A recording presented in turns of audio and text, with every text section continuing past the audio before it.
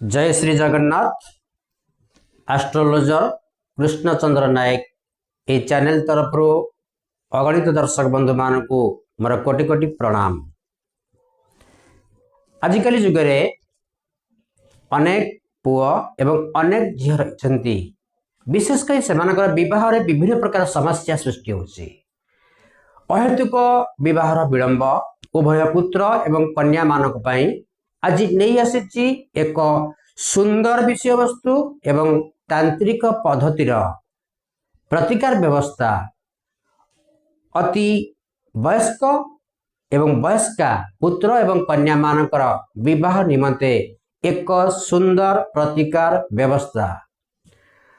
दर्शक बंधु आज टिप्स टी को आरंभ करिया पूर्व मु प्रथमे कही रखुची जो दर्शक बंधु माने प्रथम थर पर मोर चैनल टी को आसचंती से माने याकू सब्सक्राइब करने को केबे भूलिबे नहीं। यह व्यतीत याकू लाइक कमेंट शेयर करने केबे भूलिबे नहीं एवं अन्य मान सहित शेयर कले कहार हुए तो किसी लाभ हो पारे बोली मु ये चैनल माध्यम कही रखुची। दर्शक बंधु चलतु एबे आरंभ करिबा आज टिप्स वयस्क वयस्का पुत्र एवं कन्या मानकर विवाहर विलंब एवं एहार प्रतिकार विषय रे एक सुंदर प्रतिकार व्यवस्था।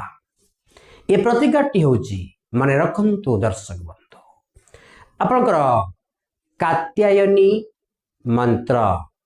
कात्यायनी मंत्र होची विवाहर उभय पुत्र एवं कन्या मानकर सर्वश्रेष्ठ दैवी प्रतिकार व्यवस्था।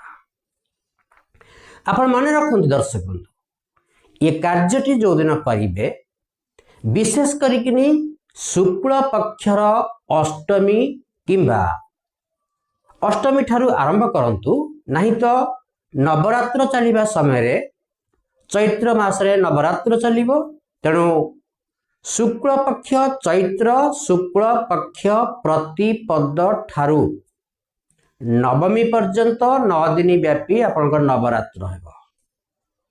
जदि आपण नवरात्र न करि पारुछंती छाड़ी दियंतु चैत्र मासर शुक्ल पक्ष अष्टमी दिन ठारू ए कार्यटी को आरंभ करंतु। केमिति करिवे तार पूजा एवं तार विधि विषय कहूछि।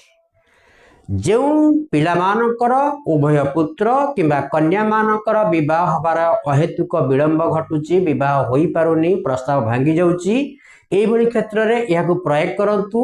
यह होची कात्यायनी पूजा मन रखिबे।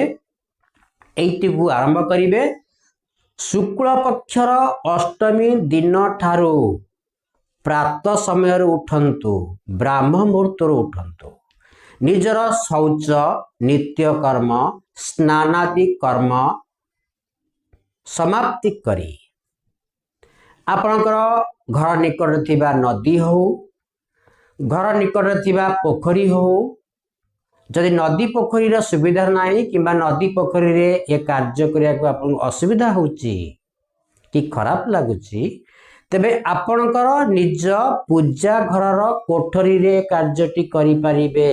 मन रखंतु शुक्ल पक्षर अष्टमी दिन ठारू ब्राह्म मुहूर्त उठी बाली रे गोटिए देउल भरी एक मूर्ति तैयारी करंतु।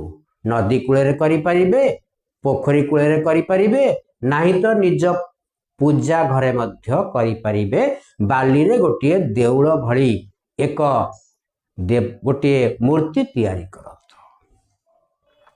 एई मूर्ति रे आपण फूल दियंतु ता सहित तुलसी अर्पण करंतु।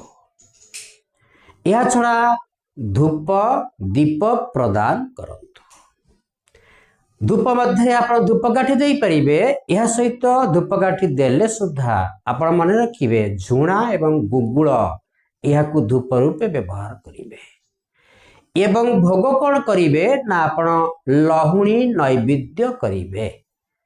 मु गोटे मंत्र कहया जाऊची ए मंत्रटी को दैनिक सही पूजा करि सारला परे 108 थर बसी लाल रंगर आसन पकेई मां को आड़ू को बसी जो मूर्ति को आड़ू को बाली जो मूर्तिका करथिबे मूर्ति करथिबे सेई मूर्ति आड़ू को अनाई এই ମନ୍ତ୍ରଟିକୁ ଦୈନନ୍ଦିନ 108 ଥର ଜପ କରିବେ।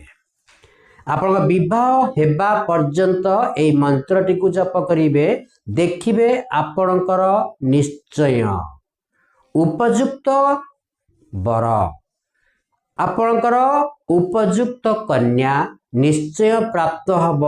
ଯେଉଁ ପର୍ଯ୍ୟନ୍ତ ଆପଣଙ୍କର ବିବାହ ନ ହୋଇଛି ସେ ପର୍ଯ୍ୟନ୍ତ ଏ ମନ୍ତ୍ରଟିକୁ ଶୁକ୍ଳପକ୍ଷ ଅଷ୍ଟମୀ ଠାରୁ ବ୍ରାହ୍ମ ମୁହୂର୍ତ୍ତରୁ ଦୈନିକ ଏହାକୁ ଜପ କରିବେ ଏବଂ ତା ସହିତ ଧୂପ ଦୀପ ଦେଇ ଲହୁଣୀ ଭୋଗ ଲଗାଇ ଏହାକୁ କରନ୍ତୁ।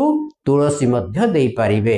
ତାର ବର୍ତ୍ତମାନ ମୁଁ ଏ ମନ୍ତ୍ରଟିକୁ କହୁଛି, এই ମନ୍ତ୍ରଟିକୁ ଭଲ ଭାବରେ ମନେ ରଖନ୍ତୁ ଏବଂ ସ୍କ୍ରିନ୍ ଆମର ମୋବାଇଲ ସ୍କ୍ରିନରେ ମଧ୍ୟ ଚାଲୁଛି, ଆପଣ ଦେଖିପାରିବେ। এই ମନ୍ତ୍ରଟିକୁ ମୁଁ ପଢୁଛି, ଏହାକୁ ଧ୍ୟାନ ସହକାରେ ଶୁଣି এই ମନ୍ତ୍ରଟିକୁ ପ୍ରୟୋଗ କରନ୍ତୁ, ଆପଣଙ୍କର ନିଶ୍ଚୟ ବିବାହ ହେବ। ମନ୍ତ୍ରଟି ହେଉଛି, ମନେ ରଖନ୍ତୁ ଦର୍ଶକ ବନ୍ଧୁ, କାତ୍ୟାୟନୀ ମହାମାୟୀ ମହାଯୋଗିନୀ ଧୀଶ୍ୱରୀ। कात्यायनी महामाई महायोगिनी धीश्वरी नंद गोप सुत देवीपति में कुरुते नमः। नंद गोप सुत देवीपति में कुरुते नमः। आपण एई मंत्रटी को दैनंदिन 108 थर जप करंतु। देखिबे आपनकर विवाह सुनिश्चित हबो। जदि मोर आजिरो एई टिप्सटी आपको भल लगी तेबे याकू लाइक करंतु, अन्य मान सहित शेयर करंतु, कमेंट करंतु एवं सब्सक्राइब करने को दर्शक बंधु केबे भूलंतु नाही। जय जगन्नाथ।